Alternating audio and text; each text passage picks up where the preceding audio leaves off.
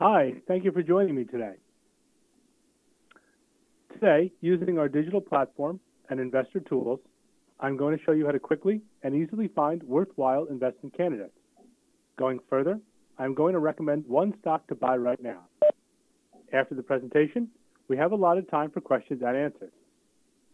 Also, if you would like to revisit this presentation at a later date, it will be posted on valueline.com and our YouTube channel within the next 48 hours. Lastly, as an added bonus, attendees will have the opportunity to receive an additional stock recommendation. I will provide details at the end of the presentation. To start, for those joining us for the first time, I want to provide a brief overview of who we are at ValueLine. We are a New York headquartered corporation that has been providing investment research for more than 85 years. Our flagship product is the ValueLine Investment Survey. This service is a unique source of financial information and is designed to help investors make informed investment decisions that fit their individual goals and levels of risk. The product includes data, information, and analysis on more than 1,700 equities that trade on the New York Stock Exchange, NASDAQ, and Toronto Exchange. It also includes economic commentary, easy-to-follow model portfolios, stock screens, industry-based analysis, and much more. This service, which is published weekly, is created by ValueLine's research department, which is comprised of more than 70 analysts, economists, data experts, and quantitative specialists. Our research is completely unbiased and independent. Unlike many Wall Street brokerage firms, ValueLine has no investment banking business with any company, including the 1,700 that are included in this service. ValueLine does not execute trades for its subscribers, and therefore has no vested interest in whether our subscribers buy, sell, or hold a specific equity. What's more, our staff of professional securities analysts are not permitted to own shares of any company that they cover. As a jumping-off point for our stock search, let's start with an overview of the economic situation, as well as the ValueLine Research Department's view of the stock market. This content was provided by Harvey Katz, ValueLine's chief economist. The nation's economy remains on an unimposing path as the first quarter draws to a close. Indeed, whether it is the recent and likely temporary pause in a strong long-term uptrend in employment, the latest Dow reading in new home sales, the pedestrian 0.1% rise in industrial production registered in February, or an anticipated underwhelming pace of growth in business, fixed investment this quarter, the early months of 2019 are shaping up to be hardly memorable. To wit, after solid levels of GDP growth during much of 2018, the current quarter is ending with a whimper, with GDP possibly advancing by no more than 1% to 1.5%. So the Federal Reserve's recent decision to keep interest rates unchanged was an easy one. For several months, the Fed had suggested that it was going to be patient and data-driven in its policy. The vote on March 20th to retain the current level of rates was, therefore, consistent with this approach. Thus, there was, predictably, no dramatic reaction when the announcement hit the markets. The Fed also mentioned that the economy was slowing, but not veering off course. Where does the economy go from here? In the short run, seasonal factors will kick in, and this should produce better readings in job growth, retail sales, industrial output, and, assuming mortgage rates hold fairly steady, in housing. To be sure, the presumptive increase in GDP after the first quarter will probably fall short of the headier 3% to 4% rate of growth seen over the final months of 2018. However, we still expect growth of 2% to 2.5% during the next several quarters. Such a restrained level of improvement could keep rate hikes on hold for a while longer. Meanwhile, Wall Street continues to look largely past the global headwinds. Indeed, despite weakness in Europe, a probable delay in the Brexit vote, slowing growth in China, and the inability as yet to hammer out a trade accord with that nation, the buyers remain in charge as winter ends and spring begins, with just occasional setbacks along the way. In conclusion, our sense is that confidence is justified as the monetary and corporate profit fundamentals remain favorable, and the economic atmosphere is likely to heat up once the spring thaw arrives in earnest. Harvey makes many meaningful and important points, many of which will help us shape today's search for one stock to buy right now. Using Value Line's tools, data, and analysis, we can create a customized stock screen to serve such a purpose. Before we get to that, please note that we are currently on our homepage, www.valueline.com. On this page, you can access free of charge daily market commentaries and analysis, as well as general interest articles that are written by our research team.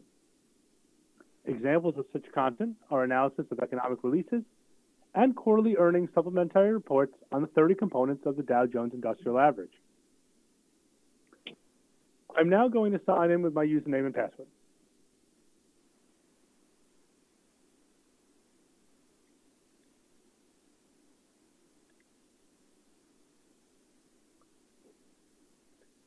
After entering my credentials, I am taken to the welcome screen. From here, I can quickly get to the many important areas of our website, including Browse Research, which is the main home for our core equities products. I can also head to our home pages for our monthly stock selection services, as well as our investor tools. As you know, the point of this presentation is to find a stock to buy right now, so let's go to the screener and get started.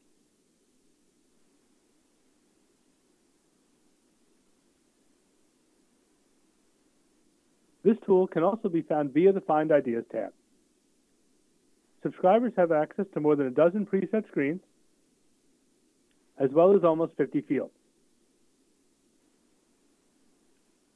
I should also note that the screener possesses more than 200 fields in total, but those are only available with higher level subscriptions.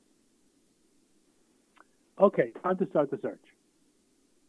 For those of you who followed this series of webinars, you will know that on several occasions, I have recommended fairly conservative stocks, particularly ones that carried above average Value Line ranks for safety. However, Harvey's stock market overview was largely positive, and for this month, I am going to conduct a search that will focus on stocks that offer greater potential return. That said, I will consciously steer clear of the riskiest stocks under our coverage universe. To start simply, Harvey mentioned economic weakness in Europe and slowing growth in China. Thus, for the first field, I'm going to focus only on companies headquartered or domiciled in the United States. The vast majority of these companies derive the bulk of their revenues and profits stateside. To do this, I click on the country of domicile field,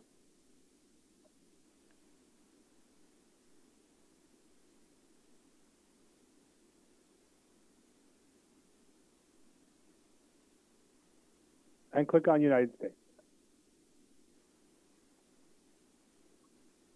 Let's now make sure our search only includes companies that have been growing quickly. For this, I'm going to utilize the 5-year growth rates for both sales and earnings, and I'm going to set the lower bounds to a healthy 12%.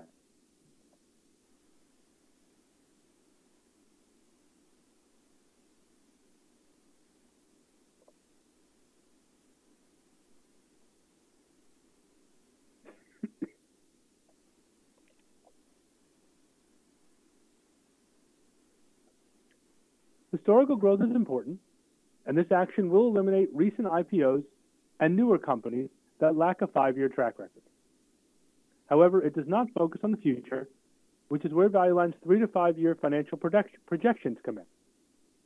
I want to highlight that Value Line is one of very few research houses that provide financial projections that far out.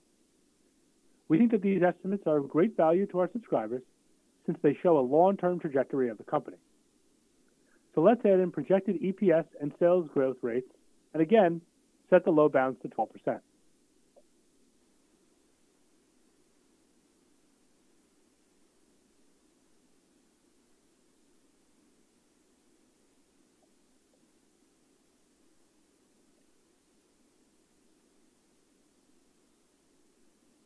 Okay, down to 33 results. We're making some progress. One note before we go on. I want to explain why I'm utilizing both earnings and sales. Over the last few years, during which the economy has been good, corporate profits are up significantly, borrowing costs have been low, and in 2017, the Tax Cuts and Jobs Act was passed. This lowered the corporate tax rate from roughly 36% to 21%. Not coincidentally, 2018 saw the largest amount of stock buybacks in history, which inflate per-share earnings. Thus, looking at both sales and earnings is important. Simply put, a company can't easily manipulate their top lines. For my final field, I want to add our popular and time-tested timeless ranks. The ranks range from 1 to 5, with 1 being our top rank. 1s and 2s are expected to outperform the market over the next 6 to 12 months, and subscribers typically view these interchangeably. 3s will likely mirror the market, while 4s and 5s may lag. A great deal of information on the ranking system for timeless is available in our guide, which is available via the investment education section of our website, and that can be accessed via the link in our top navigation.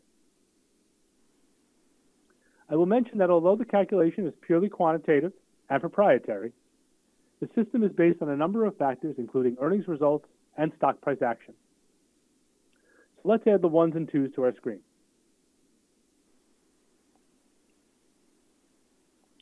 "13 results, which is nice and manageable. And let's take a look at those now. After reviewing this list earlier today, honestly, I had a hard time narrowing it down further. However, after consulting with many members of the research team, we chose Gardner Inc., ticker IT. Although several of these stocks offer ample investment merit and deserve further research, Gardner is today's one stock to buy right now.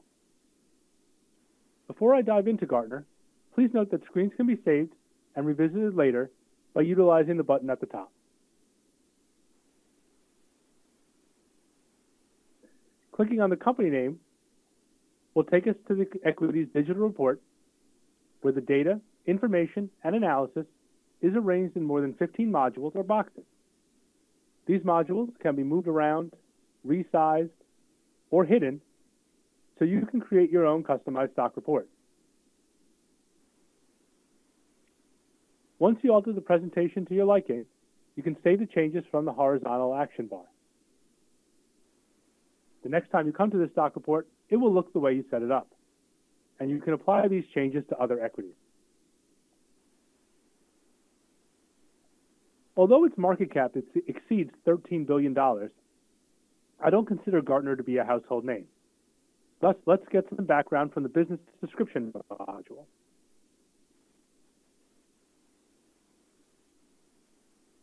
It is a leading information technology research and advisory company, delivering technology-related insight and business solutions. The company has more than 15,000 employees, and officers/directors own roughly 4% of the common stock. It is headquartered in Stamford, Connecticut. Our digital reports possess a great deal of information and analysis, and I can't cover all of the useful modules. However, I do want to highlight a few features that point out Gardner's investment merits. First, let's take a look at our new 18-month target price range, which is located in the banner section for almost all stocks tracked in the analyst-covered 1700 stock universe.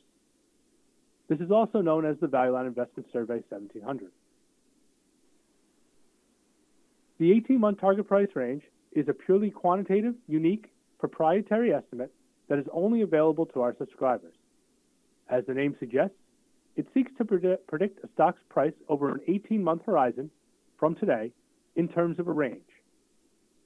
In addition to the high and low values of the range, the percentage difference between the current stock price and the midpoint of the range is provided.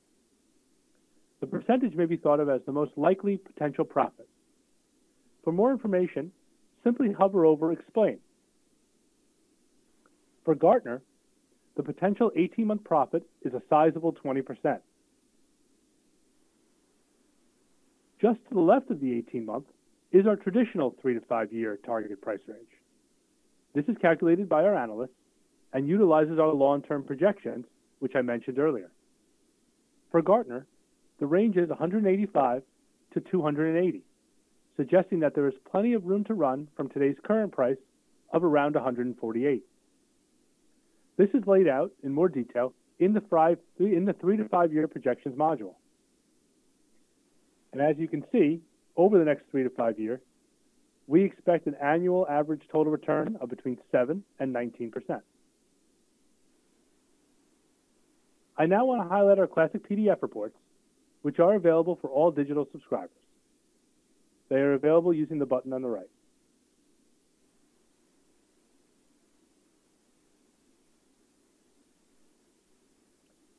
A quick look at the financial presentation shows an excellent progression in revenues, earnings, cash flows, etc.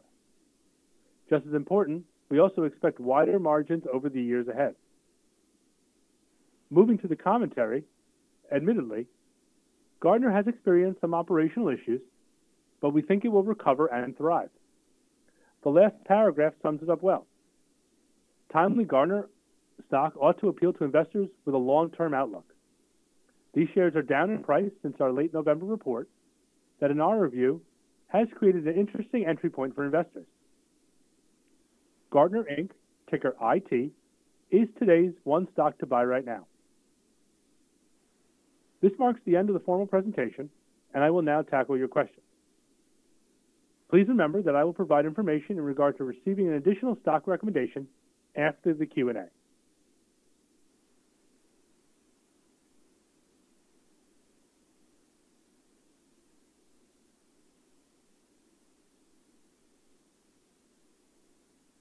All right, first question. What is the asset allocation model at the back of the selection and opinion based on? And then it asks an investor of average age with an average risk tolerance. All right, well, let me pull that up first. We'll take a look. I don't know if everybody knows what that refers to. So along with the subscription to the Value Line Investment Survey comes the selection and opinion. It's a 12-page PDF. It also comes in print. The most popular aspect of this is the 4 model portfolios. Each one has a different investment strategy, has 20 stocks, and is actively managed. And then there's a host of special features, but towards the back is the Value Line asset allocation model. Let me make that a little bigger.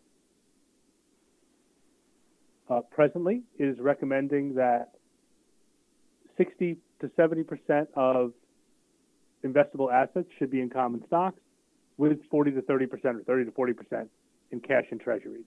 And to answer your question, yes, it is for an average investor with the longer term in view. Obviously, if you're a person who's right up against retirement or you're about to buy a home, you're probably going to want a whole lot more of your investable assets in cash, potentially all of it, depending. All right. What is the track record of the 3 to 5 year projections? We don't typically evaluate the projections that way. Obviously, a ton can happen between 3 and 5 years. It's hard enough for company CEOs to get their own earnings right for the next quarter. But we like to show that long-term trajectory to see it shows our subscribers that it's an ongoing concern. We think that products are going to lead to more revenues, less revenues, whether demand and backlog is going to support operations. But we don't track the actual performance of the projection. All right, there's a question about the working capital. Go back to the reports. Okay, the question was about the deficits in working capital. This is a good time to mention in our reports that D stands for deficit, so for instance, in 2017, the company had a minus 234 million in working capital. Obviously, that means that current liabilities were greater than current assets. As you can see from the current position box over here, their cash assets have declined the last few years, as they've spent a lot more in capital spending,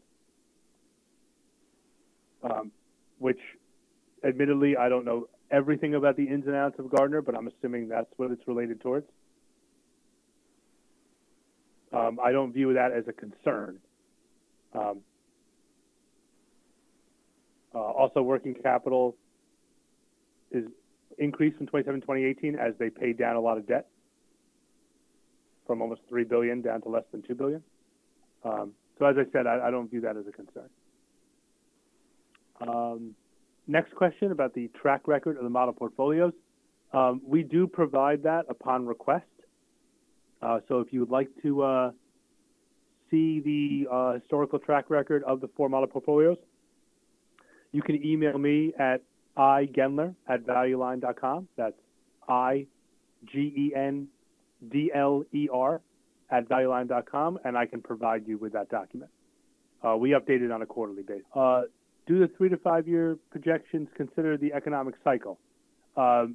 Yes, we try to look at as many factors as we can, macro, micro, and of course, company-specific factors, industry-specific factors. Next question. I know your Thomas ranks are proprietary, but where in your recommendation of IT do you take into account non-fiscal issues such as news, business cycle, competitors, etc.? Well, those factors are included in, of course, our projected sales and earnings. For instance, if we think a competitor is going to take business away from Gardner, that's going to reduce our revenue projections. But we think it actually has a pretty commanding place in its market. It's actually considered one of the leaders in the industry. And as you can tell from just its revenues, it's going up very quickly.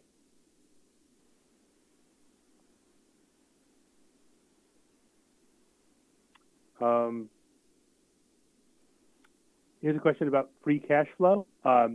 We show cash flow per share on our reports, and there are obviously a number of cash flow calculations, but we do not show free cash flow.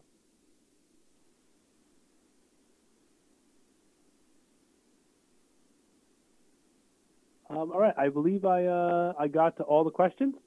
If you have any others, like I said, feel free to email me, igendler@valueline.com. That's igendler@valueline.com. All right, in closing, as promised, ValueLine is making available an extra recommendation of a stock that you can consider for purchase. It is only available if you call 1-800-ValueLine and press 2 to speak to a ValueLine representative. Please mention code 1903 bonus. That's 1903 bonus. You will also receive a bonus month of service if you choose to buy or renew any of our annual products. But no purchase is required for the bonus recommendation. All right, thank you very much for joining me today, and take care and have a great day.